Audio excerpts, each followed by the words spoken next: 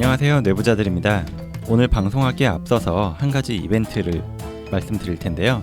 저희 방송을 듣고 주제에 관해서 청취자분들의 자유로운 의견을 팟캐스트 앱 파티의 최신 에피소드에 댓글로 남겨주세요. 좋은 의견을 남겨주신 분들 중 추첨을 통해서 매회 내부자들의 첫 책 어쩐지 도망치고 싶더라니 25권을 드립니다. 혹시 아직 파티를 다운로드 안 하셨다면 앱스토어나 구글 플레이에서 한글로 파티를 검색해주세요. 파시오티입니다. 당첨자 발표는 매주 목요일 이루어집니다. 청취자 여러분들의 많은 참여 부탁드립니다.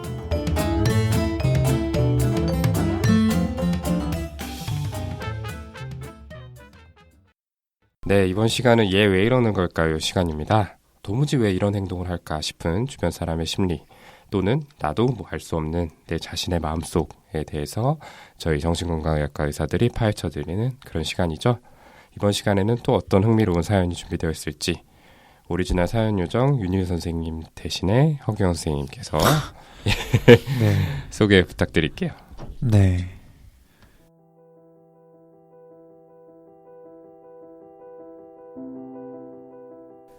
안녕하세요. 먼저 귀한 시간 내주셔서 재능 기부해주신 정신과 의사 선생님들께 감사드립니다. 저도 제가 가진 재능을 주변 사람들에게 나누면서 살겠습니다. 저는 밝은 외모와 거절을 잘 못하는 성격 때문에 대부분의 사람들이 저를 좋은 사람으로 봅니다. 하지만 저는 제 성격 때문에 공주병인 사람들이나 남을 시키는 걸 좋아하는 사람들이 저를 함부로 대할 때가 종종 있어서 사회생활을 할 때 무례한 사람에게는 최대한 부딪히지 않으려고 피해 다니면서 거리를 두면서 살았습니다. 결혼하기 전까지는 저랑 맞지 않는 사람 또 불편한 사람은 최대한 거리를 두면서 사회생활을 무난하게 해왔는데 이번에 시어머니와의 관계가 참 어렵습니다. 결혼할 때 신랑 직장이 있는 지역에 신혼집을 마련하려고 했는데 어머님은 시댁 근처에 살기를 바라셨습니다. 저는 남편과 상의해서 남편이 맞아들이고 부모의 말에 순종하자라는 마음으로 시댁 근처에 집을 얻었습니다. 남편 직장이 있는 지역에 숙소를 얻어 주 3일은 다른 지역에서 생활을 했습니다. 집에 왔을 때에는 매일 시댁에 찾아가 얼굴을 보여드리며 친하게 지내기 위해 노력을 했습니다. 처음엔 제게 멋진 아들을 뺏겨 얼마나 힘드실까라는 생각으로 다른 지역에 머물렀을 때에는 매일 전화드리면서 일거수일투족을 알려드렸고 집에 왔을 때에는 신랑과 매일 찾아가 인사를 드렸습니다. 대단하시네요.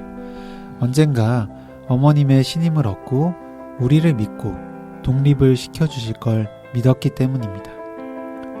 그러나 시간이 지나면 지날수록 어머님과 저는 다른 사람, 맞지 않는 사람이구나 라고 깨달았습니다.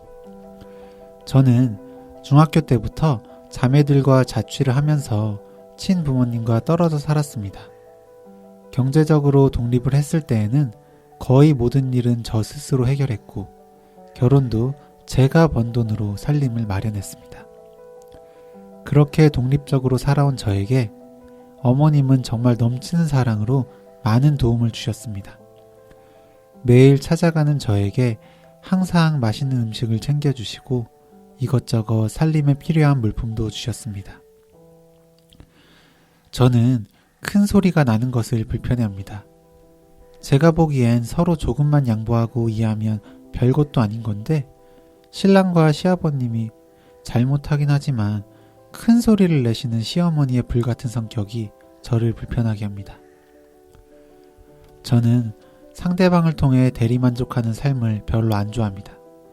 예전에 해외에서 직장생활 할 때도 한국 드라마를 보면서 대리만족하는 걸 꺼려했습니다. 그럴 시간에 자기의 삶 속 진짜 행복을 위해 노력하는 것이 더 중요하다고 생각했습니다. 어머님은 자기 아들의 삶이 자기의 성공이고 자랑입니다. 그래서 저희 부부를 계속 곁에 두고 싶어 하시고 모든 것에 관여하려고 하십니다. 한 번은 제가 어머님이 자주 가시는 집회에 참석을 안 했는데 집회에 모이는 다른 목사님들에게 저의 모습을 보여주지 않은 것에 서운하셨는지 한동안 우울한 모습을 보이셨습니다. 어머님은 항상 이렇게 말씀하십니다.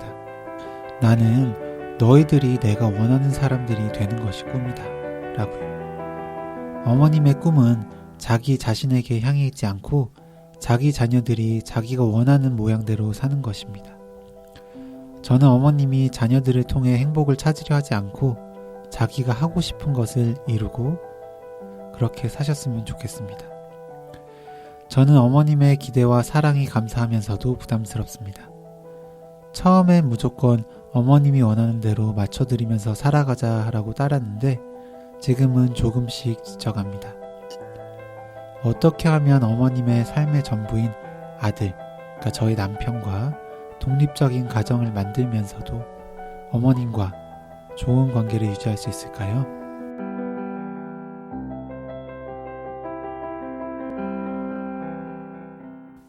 네, 사연 잘 들어봤습니다. 참 주변에서 그래도 꽤 흔하게 볼 수 네, 있는 맞아요. 그런 종류의 고민이 아닐까. 네. 그래서 듣는 청취자분들도 많이 공감하신 부분이 있지 않을까라고 생각을 했는데요. 네. 선생님들 좀 어떻게 들으셨어요? 뭐 저 같은 경우에도 이런 생각을 한 적이 워낙 많이 있었던 것 같아요. 뭐 저희 어머니가 이제 와이프에게는 시어머니가 될 텐데, 그러니까 어머니가 저에게 뭔가 요구하시는 것들이 있거든요. 근데 그거를 다 들여드리다 보면 제 와이프한테 뭔가 미안해지는 것들이 생기고, 그걸 반대로 하면 또 어머니한테 미안해지는 게 생기고, 이것 때문에 그 가운데에서 좀 조율하기가 처음에는 많이 힘들구나 이렇게 느꼈던 시기가 꽤 있었던 것 같아요. 뭐 아마 다른 분들도 마찬가지지 않을까 싶은데 좀 어떠세요? 네, 맞아요. 이 결혼 특히 초창기에 이런 류의 그쵸. 문제들이 있었던 것 같아요. 특히 와이프는 와이프대로 좀 적응하기 힘든 것 때문에 이 엄마와의 관계를 또 어느 정도로 유지해야 되는지 이런 것들 때문에 고민을 많이 하는 모습을 옆에서 봤었고, 엄마는 또 엄마 나름대로의 고민이 있더라고요. 어떻게 대해야 할지, 그래야 부담스럽지 않고 또 동시에 너무 이제 멀어지지도 않는 그런 관계를 만들 수가 있을지, 이런 거를 고민을 많이 했던 모습을 보면서 저도 이제 이게 이제 그 두 사람만의 관계가 아니잖아요. 당연히 이제 저희가 아들들이 그 사이에 있는 거고, 이제 저희 역할이 중요하다라는 생각이 들어서 스트레스를 많이 받았던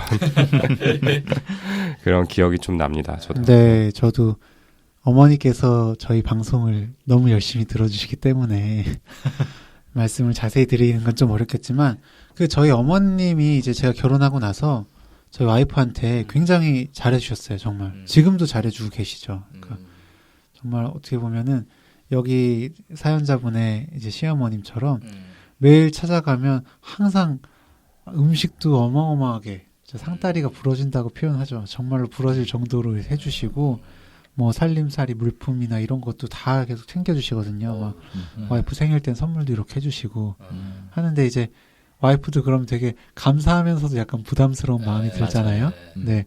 그리고 어떻게든 뭐 이렇게 해드려야 되는데, 네, 약간 또 와이프가 이제 사실 아랫사람 윗사람한테 그런 걸 막 잘 챙기고 그런 사람이 또 많지는 않잖아요. 저는 진짜 못하는데 와이프도 이렇게 그런 걸 많이 해본 성격은 아니라서 초반에 좀 고생을 했던 기억이 납니다.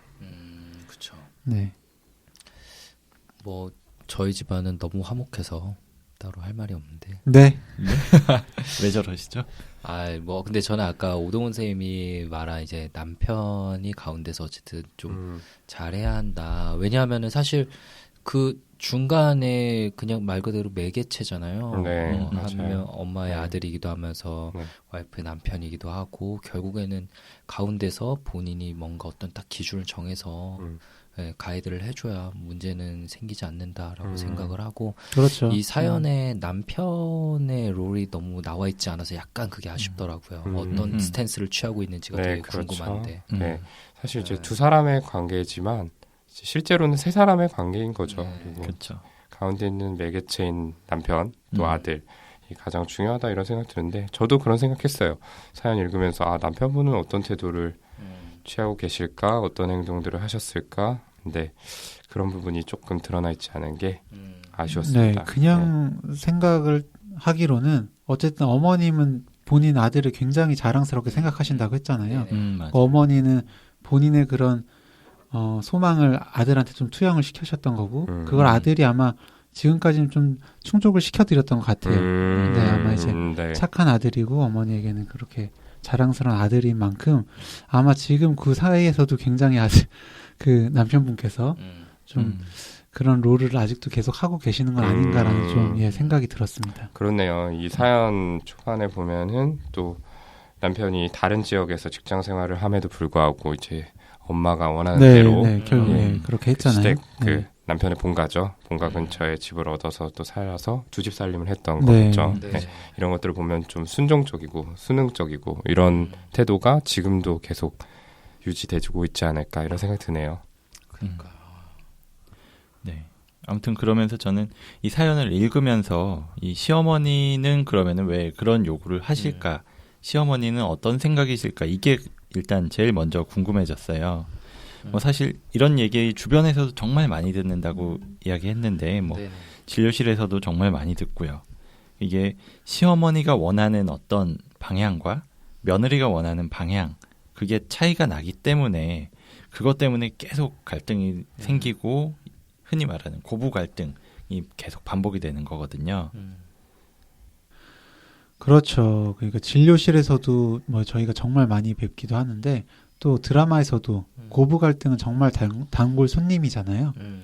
사실 또 워낙 센 이야기를 많이 들어오다 보니까 오늘 사연은 이 정도면 정말 주위에 흔하게 있을 수 있는 그런 일 아닌가? 라는 마음도 솔직히 조금 들었어요. 네, 그렇게 생각할 수도 있는데 네. 제 생각에는 이 정도도 많이 힘든 상황이 맞을 것 같아요. 네. 물론 아침 드라마처럼 극단적인 상황은 아니지만 사실 이제 저희도 앞서서 이제 공감을 많이 하는 부분이 있다라고 얘기를 했잖아요. 네. 이제 그런 게 결혼 초기에는 있을 수 있지만 사실 시간이 지나면서 어느 정도 튜닝이 되죠. 네. 네. 그래서 이런 부분들이 좀 사그라들고 관계의 평형을 찾는 게 일반적인데 사연자분은 아직도 지금 그 지점에 도달하지는 못한 것 같아요. 네. 여전히 어머니 뜻에 좀 많이 맞추고 있고 그래서 간섭받는다는 느낌을 받아서 좀 불편한 마음이 드시는 것 같죠. 네. 오히려 좀 이런 고민들을 보면은 현실적으로 많은 분들이 좀 그런 아침 드라마스러운 상황보다는 좀 이런 고민들에 많이 공감하지 않을까 이런 생각이 듭니다. 네. 그 시어머니 입장에서 봤을 때는 사실 뭐 이렇게 진짜 나쁜 의도를 가진 건 하나도 없고 뭐 만약 이 얘기를 듣는다면 시어머니 입장에서는 굉장히 억울하겠다라는 생각이 들어요. 네. 네, 그렇죠. 방금 오동훈 선생님이 초기에 이런 게 있지만 점차 가면서 튜닝이 돼 간다 이런 얘기를 한 거를 정신과 용어로 굳이 표현하자면 이제 롤 트랜지션을 하게 되는 거예요. 역할 전환을 하게 되는 게 저는 네. 그 핵심이라고 생각을 하는데 이제 예를 들어 시어머니 입장에서 생각을 해보면 이 시어머니는 이제 아들이 그러니까 이제 완전 이제 자기 아들 우리 집에 같이 있는 내가 키우던 아들에서 이제는 독립시켜준 떠나 있는 아들 가정 다른 가정에 있는 가장의 존재로 그 집안을 다른 가정으로 봐줘야 되는데 그런 역할 전환을 시어머니께서 잘 못하고 계신 것 같다는 생각이 들었어요. 그냥 여전히 내 아들로만 그러니까 어떤 한 가정의 가장으로 그리고 내 며느리의 남편으로 봐줘야 되는데 그러지는 못하고 계신 게 아닌가라는 생각이 들더라고요. 맞습니다. 그러니까 아까도 말씀드렸지만 그냥 뭐 썰이에요. 그러니까 시어머니는 어쨌든 본인이 이제 젊으셨을 때는 본인이 원하는 걸 굉장히 좀 못하셨을 가능성이 있을 것 같아요. 그러니까 뭐 공부라든지 어떤 성공이라든지 본인이 원하는 걸 조금 못하셨고 그거를 아들을 통해서 그걸 보상을 받으신 거잖아요. 네. 그걸 통해서 그걸 어쨌든 본인의 욕구를 충족받는 경험을 하셨던 거고 나는 이렇게 사는 게 맞다라고 이미 이제 긍정적으로 강화가 되신 상태인데 그걸 이제 결혼한 뒤에도 그러니까 며느리를 통해서 또 그걸 좀 얻으시려는 건 아닌가라는 생각이 들었어요. 네, 며느리도 이제 이만큼 자랑스러운 며느리고 내가 원하는 대로 이렇게 잘 해주는 걸 본인의 자랑, 본인의 이제 그런 욕구를 충족시키는 그런 대상으로 생각을 하실 가능성이 좀 있는 것 같고 그러다 보니까 어쨌든 아까 동훈이가 얘기도 했지만 보통은 이런 경우들은 초반에 끝나는 경우가 많은데 어머님의 이런 특성으로 인해서 지금까지도 계속해서 지속이 되고 있는 게 아닌가라는 생각이 좀 듭니다. 맞아요. 특히 이제 사연자분의 이제 나이대를 정확하게 알 수는 없지만 이 부모님 세대의 특성을 생각을 해보면은 굉장히 좀 자녀 교육에 열성적이고 네. 자녀의 성공을 통해서 뭔가 좀 본인의 만족감을 얻으려는 그런 일종의 분위기? 네. 가 있었죠, 사실은. 네. 그래서 이제 더더구나 이렇게 지금 아들과 본인을 이제 심리적으로 좀 독립된 개체로 생각하지 못하는 게 아닌가. 네. 그래서 네. 이제 아들이 데려온 며느리도 결국에는 나에게 속해 있는 사람이다 이렇게 생각하고 있지 맞아요. 않은가 네, 그런 그러실 생각이 가능성이 있죠. 드네요. 네. 우리 집안에 들어온 새로운 가족 정도로. 그렇죠. 본인을 좀 중심으로 놓고 음. 본인의 바운더리 안에 있다 이렇게 생각을 할 수 있을 것 같아요. 근데 실제로는 그렇지 않죠. 사실 그렇죠. 네. 이렇게 자녀가 결혼을 하고 나면은 바운더리 밖에 있는 독립된 개체로 생각을 해줘야 되는 게 맞을 것 같아요. 네. 네. 여기까지 이제 시어머니가 어떤 분인지 왜 이런 행동들을 했는지에 대해서 얘기를 간단하게 나눠봤고요. 그럼 다음으로 사연자분께서 왜 이런 시어머니가 불편하게 느껴지는 것일까? 사연자분의 팩터는 없을까? 여기에 대해서 얘기를 나눠봐야 될 것 같아요. 네, 일단 저는 이분이 다른 사람들의 부탁을 거절을 잘 못하는 성격이라는 말이 눈에 띄었어요. 그 거절 못하는 사람들의 특징을 보면은 이제 자신이 좀 안 좋은 사람으로 보이는 거에 대해서 불안, 좀 그런 거를 굉장히 두려워하고 피하는 경우들이 있잖아요. 모두에게 좋은 사람이기 위해서 노력하고. 네. 사실 그러니까 이분의 상황에 처한 다른 사람들 같은 경우에는 이런 게 불편하다 이러고 남편에게 탁 말한 뒤에 관계를 그냥 탁 끊어버릴 수도 있거든요. 자기는 네. 나는 안 갈래. 맞아요. 너 혼자 가서 인사드리고 와. 내가 그걸 맞아요. 왜 해야 돼? 이럴 수도 있는데 이분은 어쨌든 좋은 며느리이고 싶은 그것도 놓지 못하고 있는 것 같아요. 시어머니의 호의를 다 거절하지 못하고. 네, 맞습니다. 그래서 이분은 그런 상황에서 어렸을 때부터 특징적으로 대인관계를 피하는 방식으로 대처하신 것 같아요. 사회생활하는 동안에는 뭐 무례한 사람, 뭐 좋아하지 않는 사람들하고는 그냥 거리를 두고 지냈다. 그렇게 말씀하셨는데요. 아마 본인한테 무리한 부탁을 서슴지 않고 하시는 분들은 그냥 멀리하는 방법으로서 그런 부탁을 아예 듣지도 않고 거절도 안 하고 그러려고 하셨던 것 같아요. 네, 맞아요. 아마 그러다 보니까 기존에 접했던 그런 인간관계에서는 그렇게 불편함은 못 느끼셨다는 거겠죠. 회사에서 만난 사람들은 사실 일적으로만 이야기를 하면 되고 또 근무 시간이 끝이 나면 멀리 지내도 되니까요. 제가 생각할 때는 회사 사람들 이렇게 불편하신 분들도 부탁을 이렇게 하면 잘 들으셨을 것 같긴 해요. 맞아요. 네. 어쨌든 회사 사람들과는 달리 어쨌든 시어머님은 가족이기 때문에 게다가 집도 근처에 있잖아요. 그러니까 피하고 싶다고 피할 수 있는 대상은 정말 아니니까 힘드셨을 것 같아요. 네. 그렇죠. 그리고 또 선을 넘어오는 일도 더 빈번했을 것 그렇죠. 같기는 해요. 예. 회사 사람들이나 주변의 다른 사람들에 비해서. 아무튼 이분은 이제 결국에 불편한 인간관계 자체를 회피하는 방법으로 갈등 상황을 차단해왔다. 이렇게 볼 수 있겠습니다. 어떻게 보면 사실 많은 사람들이 갈등이 생기는 인간관계를 이렇게 좀 피하는 식으로 대응하시는 경우가 많잖아요. 네. 제가 알기로 허경 선생님도 좀 그런 타입인 것 같고. 그렇죠. 네.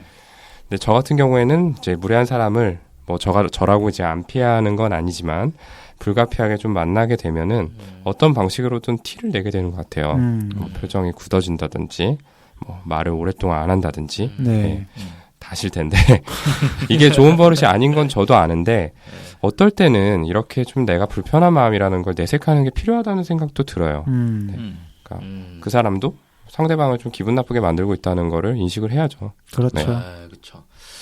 오동훈 쌤이랑 같이 어디 나갔을 때 오동훈 쌤의 표정이 갑자기 좀 굳어지는 걸 가끔씩 보게 되죠. 네, 여러 차례 봤습니다. 그래서 제 표정을 많이 살펴주시는 것 같아요. 그러면 네. 옆에 있는 제 불안이 막 올라가요. 저는 이거 어떻게 해야 되지? 내가 가운데서 뭐 해야 되나? 저는 막 그런 타입이라서. 네네. 그런데 저한테는 네. 김주영 선생님이 그런 얘기를 굉장히 잘한다고 네, 주위에서 그런 평가를 많이 하세요. 어떤 얘기? 그런 컴플레인 같은 거.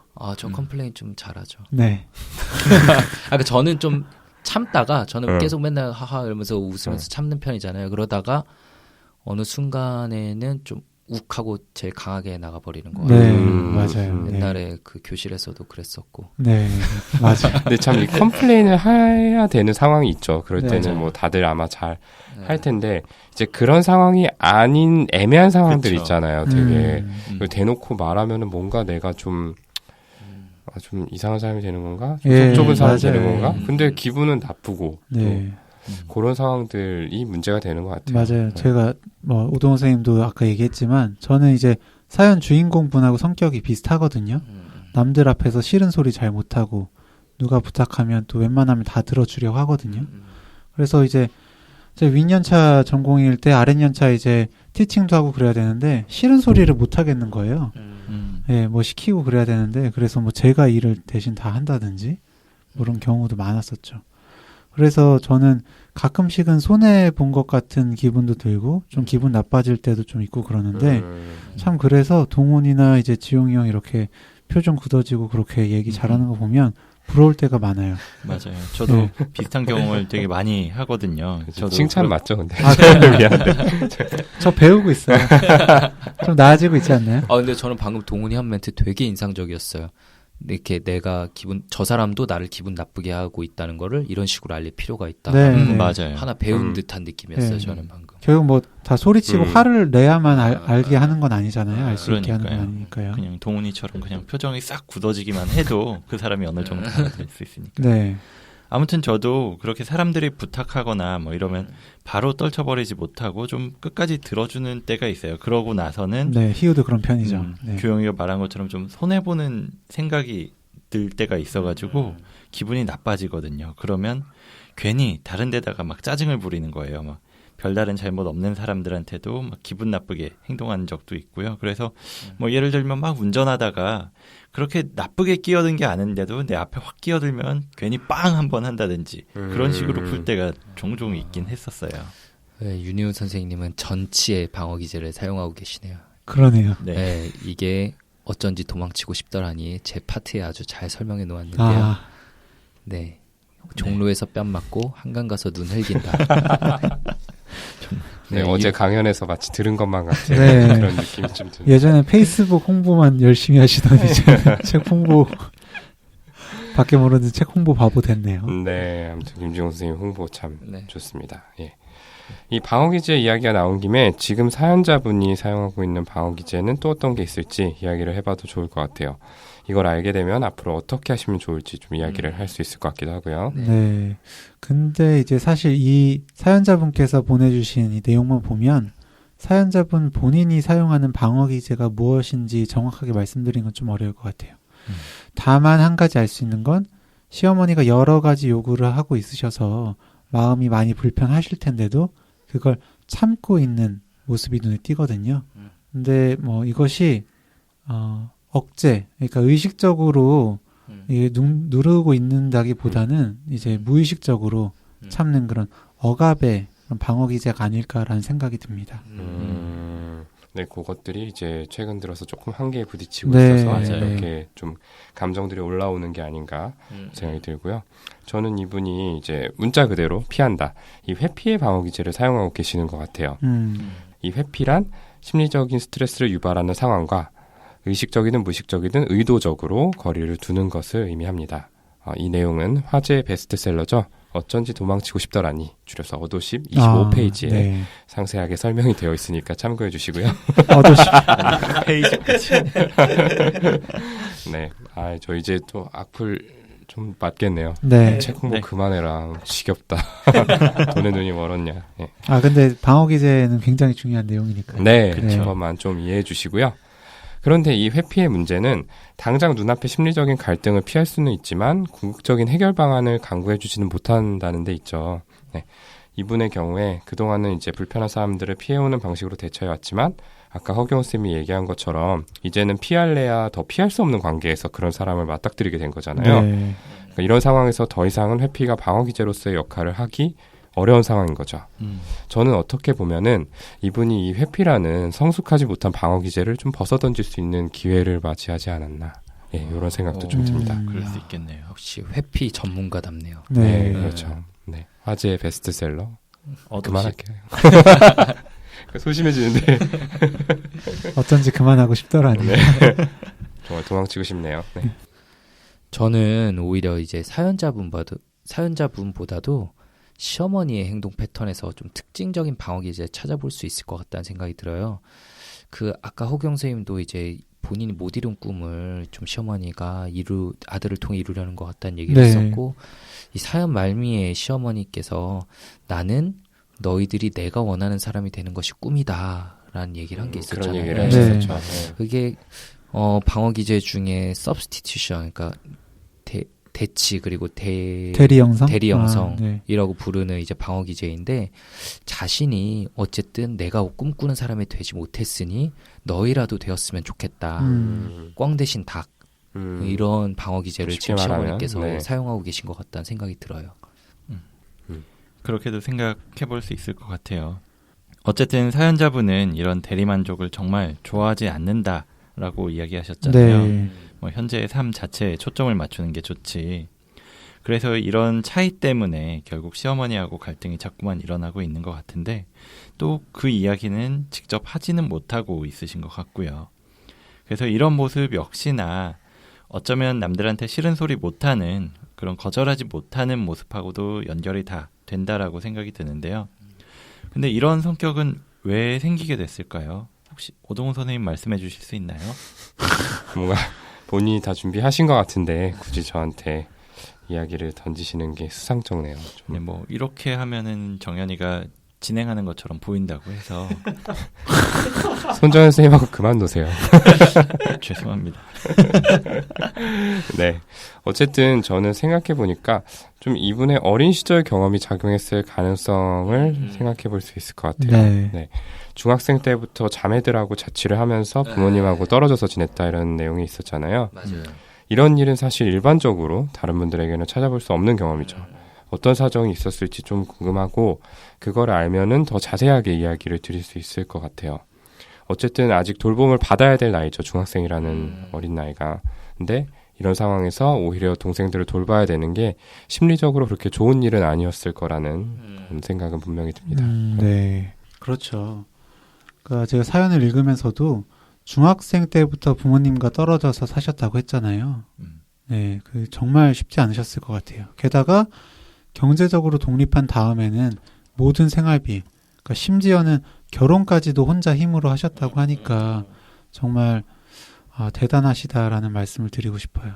그러니까 어린 나이에 이제 집안에 어른 없이 독립적으로 살아야 했고 또 마지로서 책임감도 많이 느끼셨을 것 같다는 생각이 듭니다. 또 그러면서 한편으로는 이렇게 본인을 잘 케어해주는 그런 사람을 무의식적으로 계속 원해 오셨을 수도 있을 것 같아요. 그렇죠. 예, 그러니까 시어머님이 이제 결혼하고 나서 굉장히 잘해주셨다고 하셨잖아요. 네네. 맞아.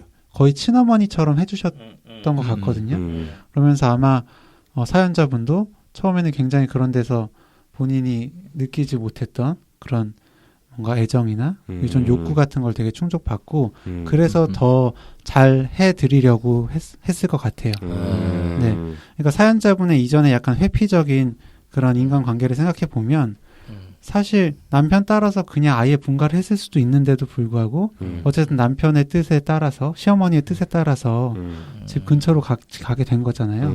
그것도 어떻게 보면은 그런 이제 사연자분의 그런 무의식적인 그런 판타지, 원했을 수. 네, 그쵸. 그런 게 좀 작용을 하지 않았나 싶고요. 노력을 하신 거네요. 네, 그렇게 좀 생각이 듭니다. 그렇죠. 네. 어릴 때 어쨌든 그 좀 뭔가 그 부모님의 도움 이런 네. 게 필요했던 타이밍에 그렇게 결핍되어 있었기 때문에 분명히 판타지가 좀 있었을 거고, 네, 이렇게 독립적으로 살다가 결혼을 하고 나서 이래저래 챙겨주시는 시어머니를 대할 때 정말 고마우셨을 것 같긴 해요. 네. 그리고 뭔가 말한 것처럼 채워진 느낌이었을 거고. 본인이 진짜로 원하던 부모의 모습을 시어머니에게 네. 본 거겠죠. 네, 그 상황에서는. 네, 예, 근데 그거는 판타지지 계속 이제 현실에서 이렇게 채워지면 그게 꼭 좋은 점만 있는 게 아니라는 거를 현실에서 그렇죠. 이제는 좀 깨달으셨겠죠. 네, 현실적인 관계를 맺으면서 조금 네. 어려움이 생기셨던 거죠. 네, 이렇게 오랜 시간을 게다가 이분은 독립적으로 살았잖아요. 간섭받는 거에 익숙치 않았을 거예요. 특히 사춘기는 이제 우리가 머리가 좀 커진다고 하잖아요. 자아가 이제 성장하면서 동시에 누군가의 통제를 받는 두 개의 이제 균형을 찾는 걸 배우는 시기라고 전 생각해요. 많이 싸우면서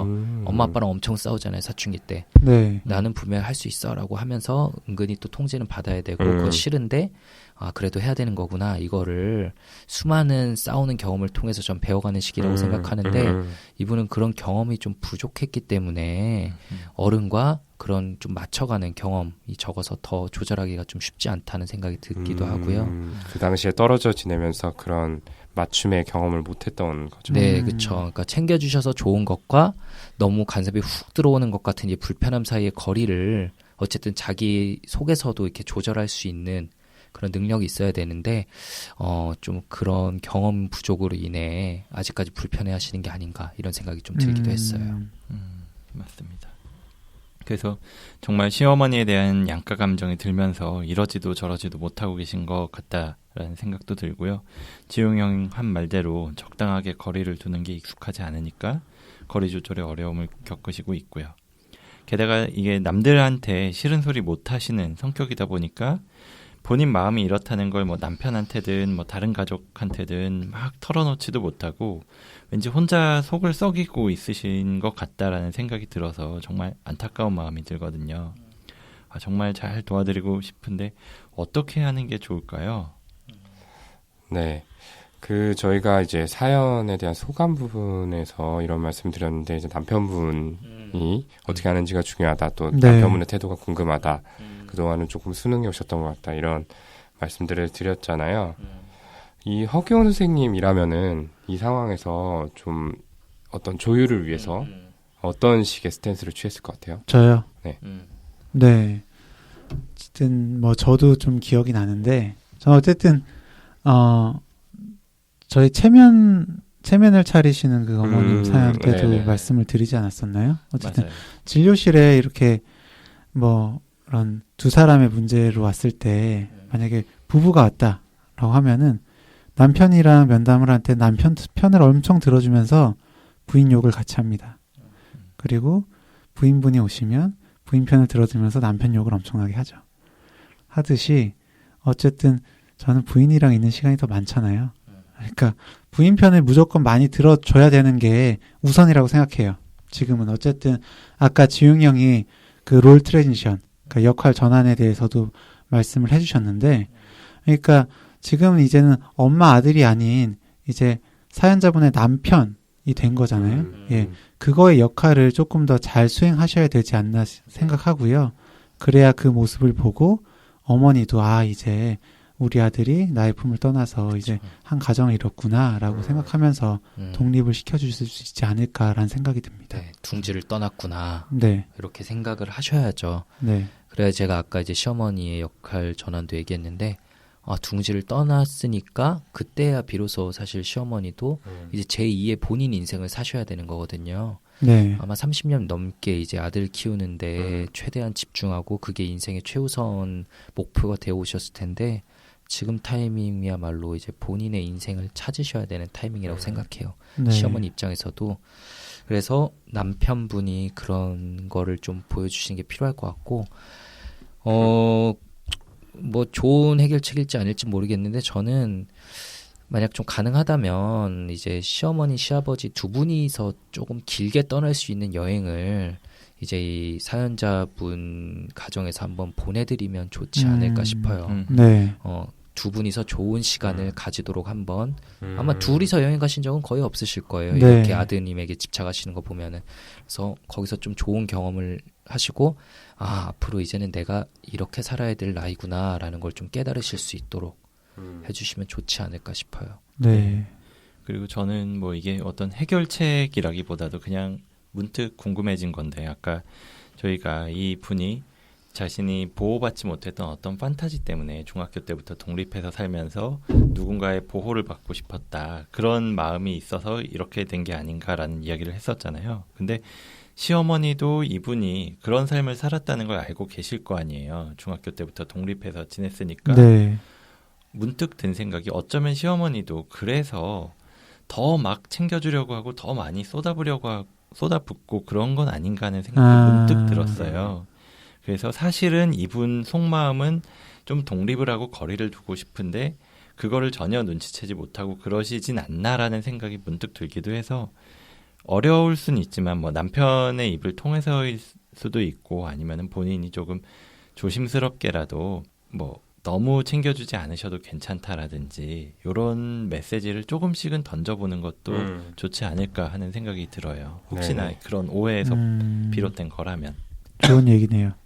이제 이런 문제로 이제 상담을 하시는 분들을 저희도 종종 접하게 되죠. 근데 그럴 때 이제 내담자분들이 원하시는 게 사실 조금 비현실적이긴 한데 단번에 문제가 해결되었으면 이런 바람들을 많이 가지고 오세요. 네. 그러니까 이런 관계상의 문제도 이런 방법을 사용하면은 시어머니와의 관계를 획기적으로 바꿀 수 있습니다. 네. 네, 그런 방법을 좀 찾기 위해서 저희를 찾아오시는 경우가 많은데 사실은 그런 방법은 없죠. 네. 여기에 대해서는 조금 인내심이 필요하고 단계적으로 관계를 바꿔나간다라는 생각을 반드시 하셔야 돼요. 그러니까 이 사연자분의 경우에는 조금 목표를 정해놓고 그러니까 시어머니에 대해서 내가 어느 정도까지 맞춰줄 수 있을 것 같다. 그리고 어떤 부분은 못할 것 같다. 이 부분을 정리한 다음에 그 적정 지점에 목표를 세워놓고 단계적으로 그 간섭, 접촉의 범위를 좀 줄여가는 게 필요하겠죠. 네. 네. 그리고 그 방법에 대한 건데요. 제가 최근에 그 법륜수님이 쓴 인생 수업, 네, 그 책을 읽었는데 거기에 이런 대목이 있더라고요. 그러니까 그 일주일에 한 번씩 매일 이제 매주 본인한테 좀 찾아와서 문안 인사를 드리라는 시어머니에 대해서 어떻게 대처를 해야 되는지 그거를 법륜스님한테 물어본 사람이 있었나 네. 봐요. 그랬더니 법륜스님이 한 얘기가 그냥 굳이 뭐 이번 주는 못 가요 하고 싸우기보다는 차라리 예 알겠습니다 한 다음에 그냥 가지 말라고 그렇게 되어 있더라고요. 네. 그래서 왜 안 왔니 하면은 사정이 있었습니다 이렇게 변명을 하면 된다고. 네. 그렇게 넘어가면 된다.